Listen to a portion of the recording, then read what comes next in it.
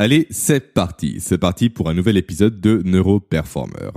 Neuroperformer, le seul et unique podcast qui s'adresse aux cadres et aux dirigeants qui veulent placer les neurosciences au service de leur performance. Très bien. Alors de quoi allons-nous parler aujourd'hui ? Eh bien, nous allons à nouveau parler ensemble de vos émotions, de ce qui les déclenche au niveau de votre cerveau et sur comment jouer sur les déclencheurs de ces émotions pour faciliter votre quotidien de manager ou encore de directeur d'entreprise. Et surtout, nous allons arriver aujourd'hui à la conclusion de cette série de podcasts consacrés à vos émotions, à vos comportements et à vos sentiments, qui comptabilisera donc un total de 1, 2, 3, 4, 5, 6, 7 épisodes, ce qui est déjà pas mal et ce qui prouve qu'on a bien approfondi le sujet ensemble. Super. Du coup, sur quoi allons-nous conclure ? Eh bien, nous allons conclure tout simplement sur la dernière lettre de la dose, à savoir le E pour endorphine. Les endorphines qui sont, pour information, en quelque sorte, on va dire, à part dans cette série de podcasts. Pourquoi ? Car en fait, tout ce qui est dopamine, ocytocine, sérotonine et même cortisol, comme vous le savez très bien maintenant, sont produits par anticipation par votre cerveau. En fait, votre cerveau va identifier que tel ou tel événement, que telle ou telle situation ou que tel ou tel comportement, typiquement, peut augmenter ou réduire vos chances de survie et donc vos ressources disponibles. C'est comme ça que le cerveau interprète les choses. Et donc, en anticipation à la survenue de l'événement, de la situation ou du comportement en question, il va soit augmenter sa production de dopamine, de sérotonine, d'ocytocine ou encore de cortisol. Et le truc avec les endorphines, c'est qu'elles ne sont pas, elles, produites par anticipation, mais par réaction à quelque chose. Et notamment par réaction à une douleur. Et c'est de ça dont nous allons parler ensemble aujourd'hui. Ok, mais avant ça, avant de commencer, comme toujours, j'ai 3 petits messages rapides à vous faire passer. Le premier, c'est pour remercier David du podcast Limitless Project qui m'a laissé un commentaire ainsi qu'un avis positif sur Apple Podcast. David, qui m'a d'ailleurs invité dans son podcast il y a maintenant quelques semaines en arrière pour parler de neurosciences et également de hack du cerveau. Et franchement, en toute sincérité, je ne peux que vous inviter à découvrir le travail de David. Il a des invités réellement de qualité, comme moi, tout simplement.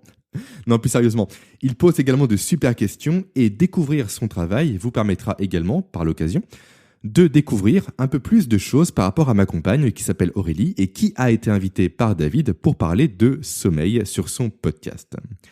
Et en parlant de sommeil, transition toute trouvée pour vous annoncer que je vais faire une pause de podcast durant tout le mois d'août pour m'accorder en fait un break qui me permettra d'avancer plus efficacement et plus rapidement sur la mise à jour de mon programme Protocole Sommeil Optimisé qui est déjà disponible en prévente à partir d'aujourd'hui et jusqu'à vendredi prochain à 23h30.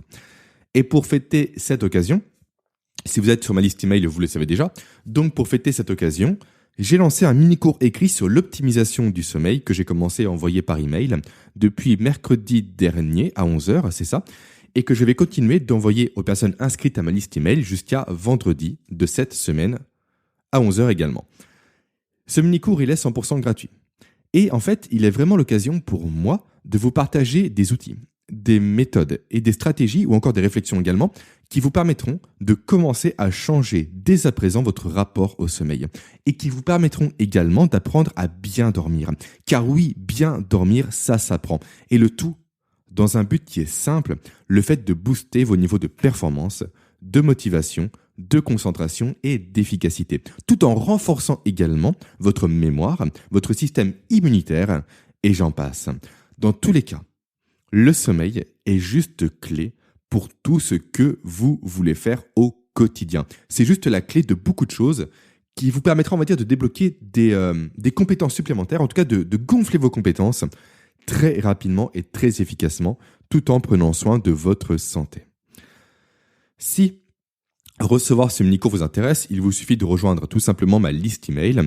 Et pour ça, il n'y a rien de plus simple. Il vous suffit tout simplement de cliquer sur le premier lien présent en description de ce podcast pour vous inscrire à mon challenge Brain 7, avec lequel est livré un accès à ces mini-cours écrits que j'envoie chaque fin de mois. Ok.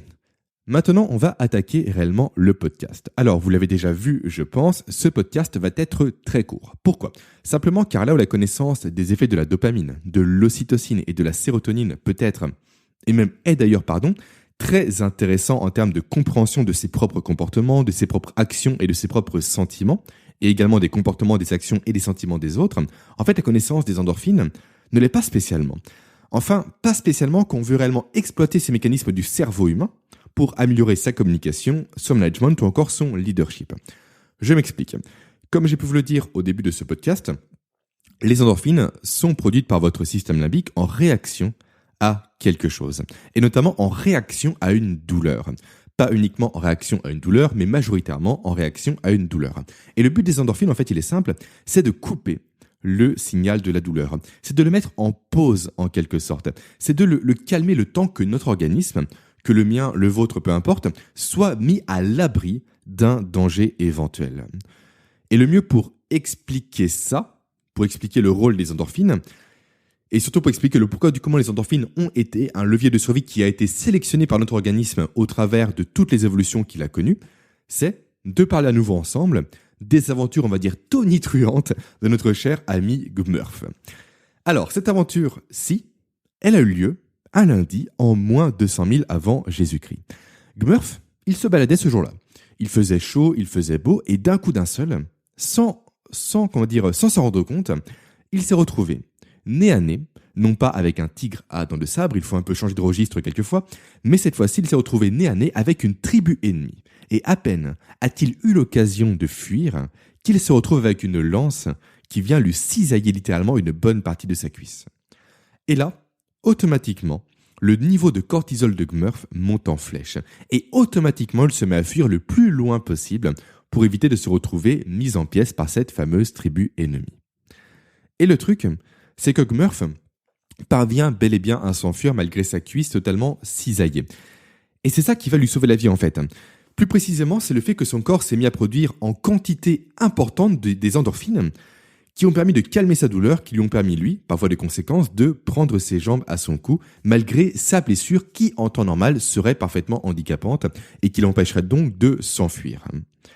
Et grâce à ça, Gmurf est donc parvenu à se mettre en lieu sûr, dans sa propre tribu. Et là, à peine il se pose, à peine il s'arrête, à peine il prend le temps de respirer, que sa blessure le lance terriblement. Pourquoi ?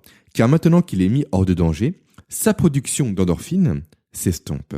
Et ses effets anesthésiants, liés à l'endorphine, vont également s'arrêter immédiatement. Et là, la douleur se fait tout de suite ressentir. Et c'est en ça que les endorphines ont permis à notre espèce de survivre durant des millions et des millions d'années. C'est donc ça le but premier des endorphines. C'est de permettre à un organisme blessé de survivre en oubliant la douleur le temps d'une fuite. Et ça, c'est un comportement que l'on retrouve très bien également dans les reportages animaliers. Avec typiquement une gazelle qui va se retrouver croquée à moitié par un crocodile qui parvient à lui échapper et qui s'enfuit littéralement en laissant une bonne partie de son abdomen, par exemple, dans la gueule du crocodile, mais sans pour autant être handicapé dans sa course pour s'enfuir. En fait, autrement dit, sans endorphines, c'est simple, nos ancêtres n'auraient jamais pu se défendre face au moindre ennemi ou au moindre prédateur. Même nous, aujourd'hui. Souvent, on voit des histoires de personnes qui se prennent un coup de couteau dans le ventre et qui continuent à se battre. Pourquoi ? Parce que les endorphines permettent à ces gens-là de continuer à agir, permettent de stopper la douleur ressentie par ces gens-là. Et à peine ont-ils eu soit le temps de se défendre, donc de riposter, ou soit le temps de s'enfuir, que là, ils voient leur plaie béante, là, ils s'évanouissent, et là, la douleur arrive immédiatement. Et c'est ça qui est dingue avec les endorphines. C'est réellement ce côté patch que ça met sur le corps et ça calme tout. Imaginez à quel point c'est puissant.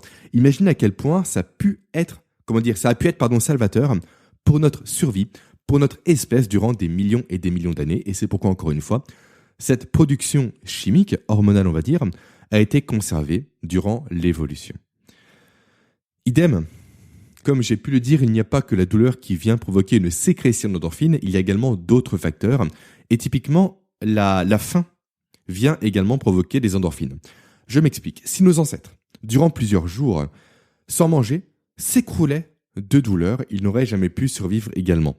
Par contre, avec la sécrétion d'endorphines, ils peuvent passer outre cette douleur. Et donc, ils ont pu, dans le passé, trouver des solutions pour sortir de cette période de famine en ayant la possibilité de continuer à chasser, à se battre, à courir, à marcher, à creuser, à fouiller et à trouver des graines pour se nourrir. Ok, également, il y a d'autres facteurs de production d'endorphines. Et typiquement, il y a aussi, il y a les pleurs et les fous rires. Ça paraît assez étrange. On passe de la famine, on passe de la douleur, on passe des coups de couteau, des morsures et j'en passe, aux pleurs et également aux fous rires. Pourquoi les pleurs et pourquoi les fous rires génèrent aussi une production d'endorphines? Déjà pour information, cette production est beaucoup moins importante qu'en cas de blessure, parce que blessure ça ne veut rien dire du tout, en tout cas je ne crois pas, ou qu'en cas de famine. Et donc, pourquoi les fous rires et les pleurs provoquent une sécrétion d'endorphines? La raison elle est simple, en fait, quand on rigole avec un fou rire ou quand on pleure, on va créer des micro-convulsions dans notre organisme. Et donc, ça va créer un peu un choc au niveau du corps, des micro-lésions en quelque sorte, infimes certes, mais existantes, qui font dire au corps qu'il y a un problème, qu'il y a une blessure, et donc, qui dit blessure, dit maintenant production d'endorphines, comme vous le savez parfaitement bien. Voilà à quoi servent les endorphines. Vous êtes maintenant briefé par rapport à leur rôle. Parlons maintenant des conséquences d'une frustration dite endorphinergique. En effet, comme avec toutes les hormones de la dose, donc dopamine, ocytocine, sérotonine et maintenant endorphine, notre cerveau devient rapidement accro à l'effet des endorphines. Et typiquement, cela explique parfaitement bien le pourquoi du comment. La morphine est addictive. Pourquoi ? Parce que la morphine est ni plus ni moins qu'un dérivé des endorphines. Ok, alors maintenant voyons comment se manifeste un manque de production d'endorphines. Déjà, qui est touché par ce manque ? Eh bien, les personnes concernées sont principalement les sportifs d'endurance, et notamment les cyclistes et les coureurs, qui, en causant des lésions au niveau de leurs muscles, vont provoquer directement une hausse de leur production d'endorphines, qui va leur provoquer un sentiment, comme j'ai pu le teaser en quelque sorte, une sensation d'être un peu groggy après leur effort. La sensation d'être un peu dans le coton, d'être shooté après leur course ou après leur sortie en vélo. Et cette sensation-là, on l'a tous déjà vécue après un effort intensif et long. Même, autre exemple également, on l'a vécu durant un orgasme. Après un orgasme, on est clairement un peu dans un autre monde. On est un peu amorphe, on est shooté, on est bien. On ne sait pas ce qui se passe dans notre corps, mais on est un peu groggy. On est littéralement avachi, on est apaisé. Et ça, c'est génial. Et cette sensation-là est provoquée également par les endorphines. Et typiquement, c'est la même sensation que ressent, sans l'orgasme bien évidemment, un sportif d'endurance à la fin de son effort. Et ça explique parfaitement bien pourquoi les sportifs deviennent accros à leur sport. Je m'explique. En fait, l'organisme, et le cerveau notamment, sont accros aux endorphines. Ça, j'ai pu le dire précédemment. Mais le problème, c'est qu'ils vont très rapidement s'accoutumer à la production d'endorphines qui est générée. Un peu comme une personne droguée qui va s'accoutumer à la drogue qu'il va prendre. À chaque fois, il lui faudra plus de drogue pour ressentir les effets de cette drogue en question. Pour l'endorphine, c'est exactement la même chose. On prend un sportif, au début, il va courir une fois par semaine et il va être bien. Mais très rapidement, il va ressentir littéralement un manque. Et ça, il va le dire. Il va dire « je suis en manque de course à pied ». C'est pas un manque de courir qui se manifeste, non. C'est un manque de la production d'endorphines qui découle de cette course à pied. Et donc, il va introduire une seconde sortie dans la semaine. Et après, il se dit « ok, maintenant je suis à 2 sorties, c'est déjà bien ». Mais quelques semaines plus tard, il se dit « tiens, si je rajoutais une petite séance de décrassage, on va dire le dimanche matin. J'y vais tranquillement, je cours que 2 km, un rythme très lent, et ça va me faire du bien au niveau des jambes pour récupérer. » Ça, son cerveau se dit ça. Sauf que c'est faux, le but recherché est une production d'endorphines par la suite. Mais sauf que la séance de décrassage, au final, ne sera pas assez intense pour provoquer cette décharge d'endorphines. Donc, rapidement, cette dernière va se retrouver à être une séance normale de course à pied. Et après, il va passer de 3 à 4, de 4 à 5, de 5 à 6, et j'en passe, jusqu'au jour où la blessure va arriver à cause d'un surmenage. Et une fois blessé, ce sportif ne pourra donc plus activer son levier endorphinergique qui lui permettait donc de provoquer ce shoot d'endorphine qui lui plaisait tant et que son cerveau recherchait tant. Et donc ce qu'il va faire, c'est qu'il va forcément compenser, tout simplement avec un autre produit de la dose, et notamment avec de la dopamine.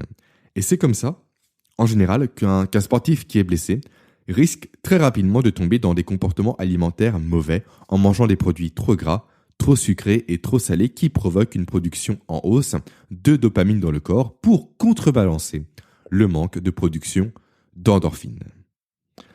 Je me suis un peu écarté du sujet du management et de la direction d'entreprise, j'en ai conscience, mais on va y revenir très rapidement. Donc, quelles leçons pouvez-vous tirer de ça en termes de management ?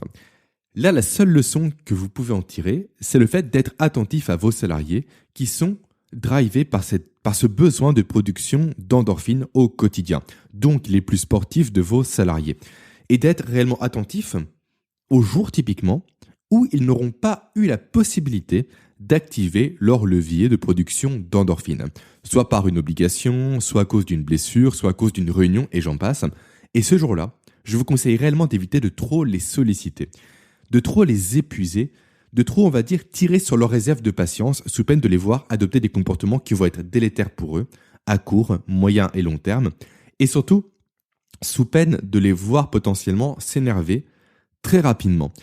Une personne qui ne fait pas de sport pendant quelque temps à cause d'une contrainte spéciale, peu importe, est beaucoup plus susceptible au quotidien à cause de ce manque de production d'endorphines.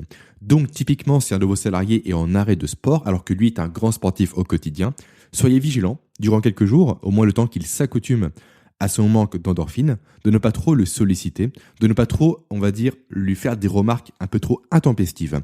Limite, ces remarques, mettez-les de côté, tranquillement, au chaud, et reparlez-lui-en quand il pourra reprendre son sport et quand donc il aura à nouveau son levier de production d'endorphines, tout simplement. Et voilà, nous arrivons maintenant à la fin de ce podcast, à la fin de cette série de podcasts sur l'origine de vos comportements, de vos émotions et de vos sentiments. J'espère réellement que cette série vous aura apporté de la valeur pour commencer et surtout qu'elle vous aura permis d'avoir une vision, on va dire, différente des relations humaines et de votre statut de manager ou de dirigeant d'entreprise. On va dire qu'avec cette série-là, j'ai réellement eu pour objectif final de vous faire voir la matrice des choses et non pas la superficie des comportements des gens. Les comportements, encore une fois, ne sont pas des choses intangibles, tout est chimique. Et en sachant ça, grâce notamment à cette série de podcasts, vous pouvez plus facilement anticiper les réactions des autres ou même les influencer directement en jouant sur des leviers dits dopaminergiques, ocytocinergiques, sérotoninergiques ou dans une moindre mesure endorphinergiques et en évitant au maximum de provoquer une hausse du cortisol chez vos collaborateurs. Maintenant, de mon côté, je vous dis à dans un mois pour une nouvelle série de podcasts qui sera consacrée cette fois-ci à la mémoire et à l'apprentissage. Et cette série, je ne la ferai pas seule, car j'ai invité à cette occasion beaucoup d'experts pour vous parler de ces sujets juste passionnants. Donc, bon mois d'août à vous et à très vite. Ciao!